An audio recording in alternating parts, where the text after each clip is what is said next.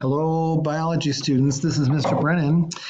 Sorry I can't be with you this afternoon, but I hope that you can use your time well.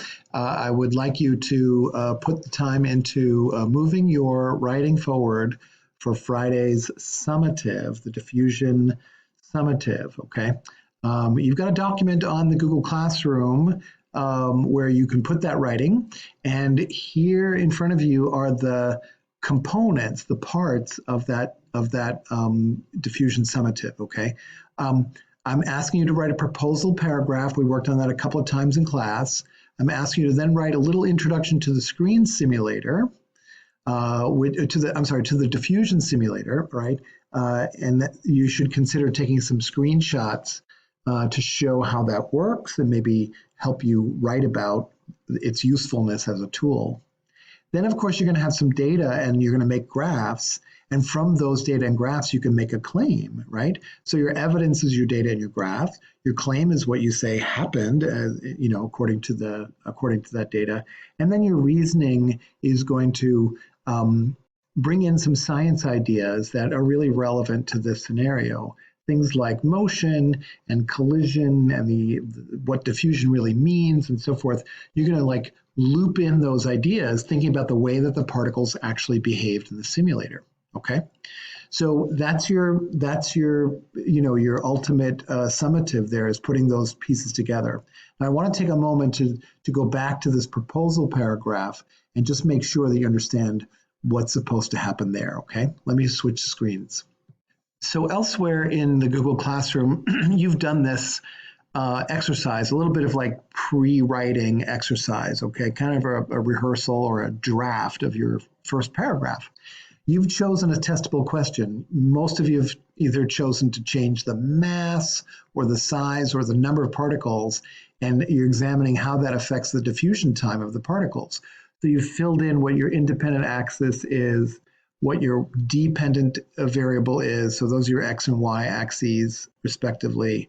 You've identified what you need to control, and then you've probably made a sketch and maybe wrote a few thoughts down about why you think the relationship would look the way you think, right? Remember, this is a proposal. You're pretending, in a sense, that you haven't done the test already. You're kind of proposing you're going to be looking at this. So you probably have some preliminary thoughts about what would happen, okay? So that's something you've done in the past. If you haven't done it, you can use this tool as a way to get your thinking together. But really what's important at this point is that you now take that table, right, and you insert your brain in the process, okay? You think about this table and you think about the ideas in the table and you use those ideas to craft a paragraph right here. Obviously, I just have nonsense letters here, but you craft a paragraph. Your first paragraph is your proposal paragraph. You say, hey, I've been thinking a lot about diffusion in biology recently, and it got me to thinking about the impact of mass or size of the particles or something like that. You just get yourself going here, right, by talking about our recent experience. And then you can use all the ideas in that table, what your axes are going to be, what your control variables are going to be, and even end with a picture of what you think is going to happen with a little bit of an explanation as to why. Why do you think it might, in this case, have this sort of downward trend, okay? So you don't have to go back and do this table, okay? I'm done looking at that document. It's served its purpose already. If you've done it, use the table as a springboard to create your paragraph. If you haven't done it, you can do it only if it helps you think about writing that first paragraph, okay? So it's not a responsibility, but it's like a tool, all right? So when you're done with your first paragraph, you'll know you'll be done when you have a little picture of your expectations and a thought or two about why it would look like that, okay? All right, one more comment and then I'm gonna cut this short. So that's step one, is that proposal paragraph, right?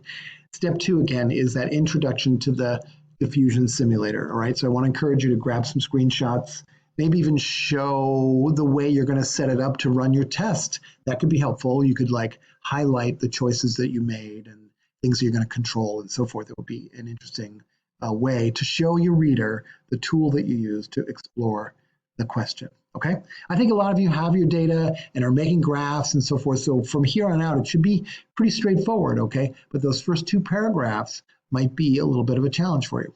All right, it's due on Friday. If you need more time, just let me know. All right, I will always grade it without a penalty, but just keep me in the loop as to what kind of progress you're making. Or if you're stuck, obviously come see me during our time or some other free time that we might have together. Okay, thanks. Take care. Bye.